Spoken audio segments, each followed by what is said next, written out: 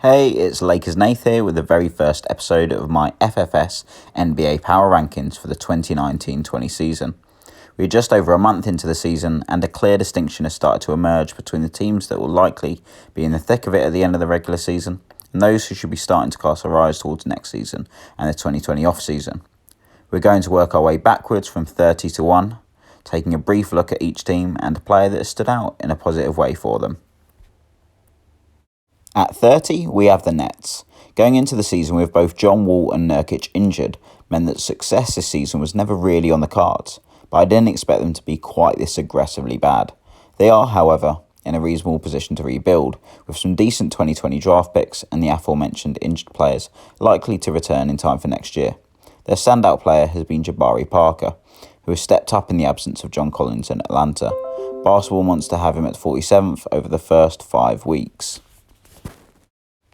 29th spot is occupied by the almost equally awful Wizards. The story here is similar, but they'll be gutted to not have control of their pick for this year. They do, however, have 2 other teams firsts, and judging by their level of trade activity, are looking to add even more assets. I really like the move to trade away Gallo. Kevin Durant will be back for next season, hopefully surrounded by some decent rookies. Honestly, it was tough to find a standout amongst their post-trade roster, but Brad Wanamaker's recent form is a ray of light in a pretty dark sky. The third member of the FFS NBA First Armour Division, and the team in the toughest position right now, is the Kings, who sit at 28. Despite some admirable attempts over the summer to repair the damage done by previous GMs, the Kings continue to largely suck. They also don't have their pick this year and have some undesirable contracts. Good luck to whoever their next GM is. It isn't all doom and gloom though, with Thomas Satoransky putting in some good performances and finding himself just outside the top 50 in total production. The Clippers round out our tank battalion in 27th and further cement the Pacific as being the worst division in the FFS NBA League. They are, however, in a much better position than their fellow tankers. With Zion Williamson's return likely sometime around Christmas, combined with having an absolute mountain of picks over the next couple of drafts, their standout player has been Norman Powell, who has delivered some nice value on his $1.5 million contract. At 26 are the Mavericks. Looking at the numbers, the Mavs have shown small improvements each week and have some assets that could either be used to get better right now or hold tight. Hope they get some lottery luck and make a big leap next year. Someone needs to call a chiropractor for Devin Booker though, because he's carrying this team right now, even if it's not to anywhere worth talking about. $32 million is no small salary, but being a top 10 player provides some justification for it. 25th place is occupied by the Bucks, who are under new management. Their new GM dived straight in with a big trade that was a source of significant debate amongst the league, sending Paul George to the Hawks in exchange for Wiggins, Reddish and Caruso, plus a couple of picks. It's far too soon to evaluate who came out on top here, but we'll be sure to revisit later in the year. This team are far too talented to be sat down this low, and I expect that once Kyrie returns, they'll look more like a fringe playoff contender. Jonathan Isaac is their standout player, and will undoubtedly be one of the best players available in free agency come August, finding himself in 19th so far on BBM.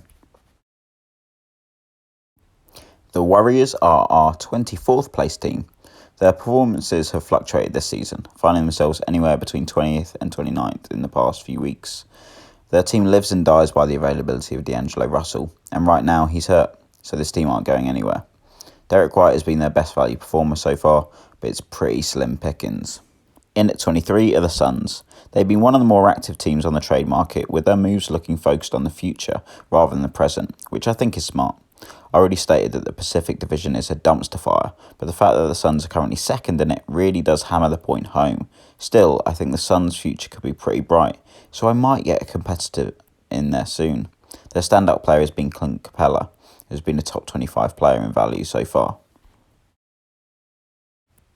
Kicking off our next group of teams at 22 are the Knicks. Expectations were very low coming into the season, with someone's opening night power rankings having them in at 30th. And while they aren't going to be close to making the playoffs, they've certainly outperformed those lowly expectations. A lot of that is thanks to Fred VanVleet, carrying his level of play in last year's playoffs into this season, playing at a level good enough to have him at 16th and looking great value on that newly signed contract. The Heat occupy the 21st spot and have a decent roster that could still take a shot at the playoffs with another addition or two, using some of that huge amount of cap they have lying around. Getting Levert back would also help things a bit. The Heat will also be hoping that LaMarcus Aldridge, who's been their best player so far this season, continues his current form. 20th spot belongs to the Sixers. They've been making some low-key moves over the past couple of weeks to try and put themselves in a better position to compete this year. Their Week 4 showed us some evidence of the team that they could be, finishing 9th in the rankings for that week. But they'll need to be performing like that with much greater consistency if they are to make the top 8 in the East. Tristan Thompson was amongst those moved on, leaving 59th ranked Paul Millsap as their standout player. In 19th are the Trailblazers, who have started pretty slowly relatively to the level of talent they have on their roster. If one or two of Gordon, Kuzma or Jaren Jackson Jr. could pick up their performance levels, then the Trailblazers could find themselves with a good shout of making the playoffs. That's especially the case if Kemba continues to perform like this or a little better. The Trailblazers' best player finds himself in 30th, but that's in part due to missing some games. We start our next group of teams off at 18 with the Pistons. They started the season quite well, but were poor in weeks 4 and 5, and won't be helped by Vucevic now missing time. I doubt they'll feel pushed to make any big moves, however, with most of their players under contract for at least 2 more years, and a nice group of draft picks this year. Brandon Clark is looking like a very smart draft pick so far, and I expect the Pistons will be delighted to see him crack the top 75 so early in his NBA career. 17th place belongs to the Hornets. They owe much of their current placement to the weeks where Karl Anthony Towns was healthy and on their roster. Trading him may well look like a smart move down the road, but replacing that level of production, even with Drummond's impressive start, is nigh on impossible. They did, however, explain in their rationale for the trade that part of the motivation was to look forward to free agency. Of all the players that have been on the Hornets for the roster the entirety of the season so far, Marcus Smart has provided the best return relative to his value. The Spurs find themselves at 16. Losing Steph Curry is a huge blow, but they've had some unexpected help from some of their role players on their team. Still, without their leading man, next season may well be the target for them now, especially with Mitchell under contract for 1 more season. Rashawn Holmes is chief among those well-performing role players, ranked 52nd whilst only earning $1 million. Taking us over the halfway point at 15 are the Thunder, who despite being without Oladipo and Clay are still putting in some unexpectedly respectable performances and find themselves second in a tough division. Drew Holiday has been great for them so far, and it was hard to choose between him and OG Anunoby for the stand-up performer, but I had to go with my countryman this time. At 14 we have the Jazz. With the exception of week 4, where they finished 8th, the Jazz have been the model of consistency, finishing between 13th and 16th every other week. They've also missed a Barker and Green for chunks of time, so they could find themselves improving on this spot next time round, especially now that CJ McCollum has got his arse in gear. Langston Galloway has been the standout, delivering top 100 numbers on a minimum contract. Lucky number 13 is the Raptors. Their FFS standings flatter them a little bit, but they've got some good performances out of a very average-looking roster. Brandon Ingram in particular has been incredible, and by the sounds of things, is currently on the trade block. Form an orderly queue for the Raptors standout. We have the Nuggets at the 12th spot. They've got a strong roster and on a good week can be in and amongst the best teams in the league, finishing as high as 4th. Their consistency needs to be there though, especially if they want to lock themselves into a playoff spot. DeMar DeRozan has been fantastic this year and was comfortably the Nuggets' standout player during this month-long stretch. In at 11 are the Grizzlies, though if it hadn't been for a poor week 1, they'd have possibly been higher, which is hardly surprising given how stacked their roster is at the top end. Still, a little bit of depth wouldn't hurt, and they could have a better shot this year than next, with Simmons being on the last year of his rookie deal. Lillard has been very good for a few years now, but this year he's taken it another step up, and is the Grizzlies' standout performer as a result. Kicking off our top 10 are the Celtics, who started hot despite Ayton being unavailable. They have however cooled off over the past couple of weeks, and we're hoping that they can get back to their previous form if they want to make the playoffs. They'll be delighted with how well standout player Marcus Morris is doing, returning top 30 production for less than $5 million. At number 9 are the Luka Doncic-led Pelicans. I didn't think they'd be quite this good this year, especially with that albatross of a Gary Harris contract. But the level Luka has been playing at can cover for a lot. Getting Hayward and Bagley back could transform them into a team that can make a good playoff run in the weaker Western Conference. Luka is unsurprisingly their standout. The Cavaliers are at 8, which is hardly surprising given James Harden's superhuman performances. Kevin Love has also helped out, though for how long is anyone's guess.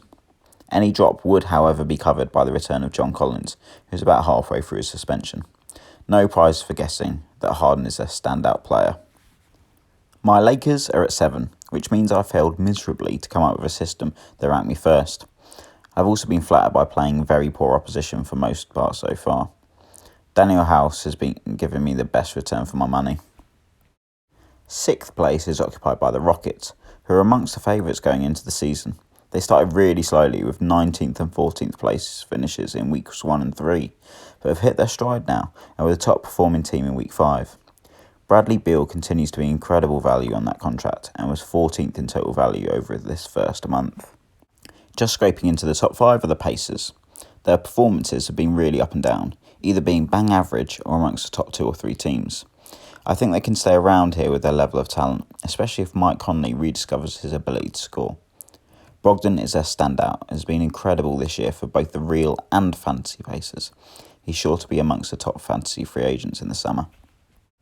At 4 are the Timberwolves, for whom this season really is their title window, with so many of their best players heading into free agency this summer. There are obviously a lot to make the playoffs, so for them and the teams above them, it's largely down to who is healthiest come February. This team have as good a shot as any. Pascal Siakam has truly taken up the mantle vacated by Kawhi in Toronto and is also the Timberwolves' standout player. We're edging very close to revealing our top team for the first 5 weeks. Unfortunately for the Magic, it's not them this time round, though 3rd place is still very much something to be proud of. Week 5 was their first week outside of their weekly top 6, and on their day they can go toe-to-toe with the teams above them. Their slight weakness is how important soon-to-be 35-year-old standout player LeBron James is to them, though I'm not willing to be the guy betting that LeBron will slow down this year. The runner-up for this edition are the Hawks. They've been incredibly consistent, in particular over the past 3 weeks, even without De'Aaron Fox, and they've only gone and made themselves even stronger with the addition of Paul George from the Bucks. They also arguably have a bit more room for improvement than the teams around them, with Mitchell Robinson also not quite yet performing to the level some expected. To top it off, they've got that very tasty looking Wizards pick this summer, plus a handful of other picks. Their standout has been Trae Young, who in his sophomore season sits at 10th on the total value so far. That leaves us with one team, the Bulls, standing quite comfortably atop our rankings. At times they have put up category performances that double the league's weekly average, which I'm not sure if that's a damning indictment of the disparity in our league or a reflection of just how good this team have been. They've been making smart trades the entire time I've been in the league, slowly building towards this very well put together team. I doubt their GM will rest upon their laurels though, and will more than likely have made another trade between me writing this and publishing it. Congrats Bulls. Let's see if you're still here in 5 weeks' time. The outstanding performer for their top team post-trades has been Bam Adebayo at 31, according to Basketball Monster, and on a tiny rookie contract. That's all we've got for this edition.